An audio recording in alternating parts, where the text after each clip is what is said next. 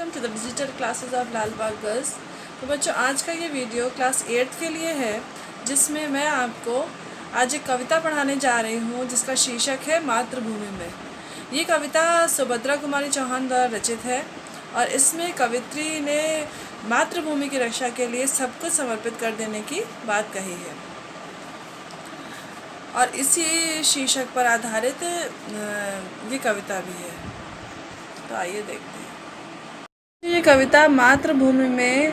इसमें जो है सुभद्रा कुमारी चौहान ने अपने दुख को कम करने के लिए एक उपाय बताया है और वो उपाय ये है कि भारत माता के मंदिर में जाकर उनके चरणों पर सर रखकर जी भरकर वो रोना चाहती हैं, जिससे उनका मन हल्का हो जाए। मंदिर दूर व दुर्गम स्थान पर है, वहाँ जाना बहुत मुश्किल है, वह मार्ग में अनेक बाधाएं हैं। इसलिए वो भगवान से प्रार्थना करती हैं कि हे भगवान, मुझे उस मंदिर तक शीघ्रता से ले चलो जहाँ मैं उस महिमामयी माँ के दर्शन करना चाहती हूँ। इस प्रकार मैं उन्हें याद कर रही हूँ, वैसे ही उन्हें भी मेरी याद आ रही होगी। इसीलिए मेरे भारत माता से प्रार्थना कर रही हैं कि वो मेरी माँ है और मैं उनकी संतान हूँ। ईश्वर भारत माता पर होने वाले अत्याचारों से मुक्ति दिलाने के लिए कवित्री को शक्ति दे कि वह अपने उद्देश्य की प्राप्ति आने वाले किसी प्रकार की बाधाओं को पार करके कर सके। तो ये कविता जो है इसी बात पर आधारित कविता है। तो आइए देखते हैं। व्यथित है मेरा हृदय प्रदेश, चलूँ उसको बहलाऊँ आज, बताकर अपना सुख दुख उसे हृदय का भार हटाऊँ आज। चलूँ माँ के पद पंकज पकड़, नयन जल से बहलाऊँ आज, मातृभूमि मैंने कहाँ चलूँ दर्शन कर आऊँ आज। तो इसमें सुभद्रा कुमारी चौहान जो है वो अपने हृदय की वेदना को कह रही हैं।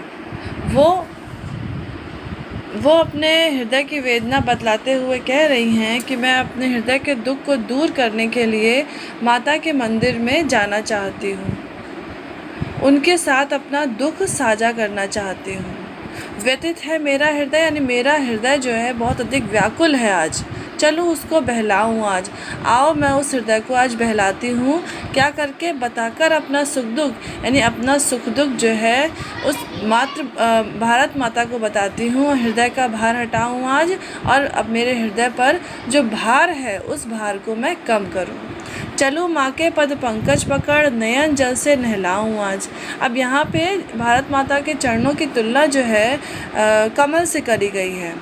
पद पंकज, पद यानी पैर, पंकज यानी कमल, कमल स्वरूप जो उनके पैर हैं उनको पकड़कर उन पैरों को किससे नहलाऊं, अपने नयन जल यानी अपने आंसुओं से उन चरणों को जो है मैं आज धो लूँ या फिर नहला दूँ। मातृ मंदिर में मैंने कहा चलूँ दर्शन कर आऊँ आज। तो आज मेरा मन कर रहा है कि माता के मंदिर में जाकर दर्शन करूँ और अपने मन को बहला लूँ। चलूँ दर्शन कर आऊँ आज चल के मैं उनके दर्शन करती हूँ। आगे देखते हैं। किंतु यह हुआ अचानक ध्यान, दीन हूँ छोटी हूँ अज्ञान, मातृ मंदिर का दुर्गम मार्ग तुम्हें बतला दो हे भगवान। तो अचानक ही जो है कवित्री को ये ध्यान आता है कि वह दीनहीन है और माता के मंदिर में जाने का जो मार्ग है वो बहुत ही अधिक कठिन है। दुर्गम मार्ग यानी कि मार्ग जो है बहुत ही कठिन है, तुम ही बतला दो हे भगवान। तो वो ईश्वर से प्रार्थना कर रही हैं कि हे ईश्वर, आप ही बता दीजिए कि किस प्रकार से मैं माता के मंदिर में जाऊं।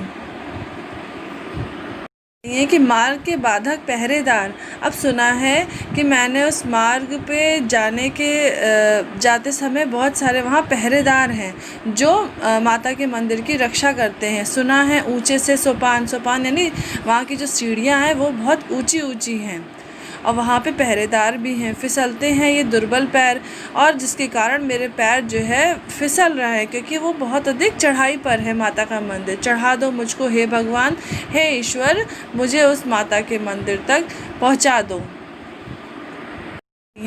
कि आहा वे जगमग जगमग जगी ज्योतियाँ दिख रही हैं वहाँ, शीघ्रता करो वाद्य बज उठे, भला मैं कैसे जाऊं वहां। अब यहाँ पर कवित्री को दूर से ही जगमग करती हुई जो है ज्योति दिखाई दे रही है, और साथ ही साथ वहाँ पे बजने वाले जो वाद्य यंत्र हैं वो सुनाई दे रहे हैं। जगमग जगी ज्योतियाँ दिख रही वहाँ पे उसे बहुत सारी ज्योतियाँ जलती हुई दिख रही हैं। और क्या हो रहा है कि शीघ्रता करो वाद्य बज उठे, वाद्य यानी वाद्य यंत्र, वहाँ पे जो है बहुत सारे वाद्य यंत्र बज रहे हैं, इसलिए जल्दी करो, भला मैं कैसे जाऊँ वहाँ। अब वो कह रही हैं किस प्रकार से मैं माता के मंदिर में जल्दी से जल्दी पहुँच जाऊँ। कह रही हैं कि चलूँ मैं जल्दी से चढ़ चलूँ, देख लूँ माँ की प्यारी मूर्ति, आहा वह मीठी सी मुस्कान जागती होगी न्याय स्फूर्ति।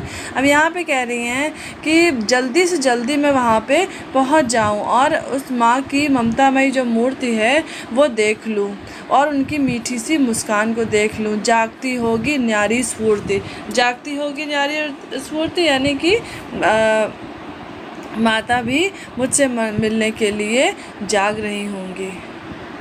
आगे कह रही हैं कि सुनूंगी माता की आवाज़, रहूंगी मरने को तैयार, कभी भी उस वेदी पर देव न होने दूंगी अत्याचार। अब यहाँ कह रही हैं कि सुनूंगी माता की आवाज़, मैं माता की आवाज़ सुनूंगी और हमेशा उनकी रक्षा के लिए मरने को भी तैयार रहूंगी।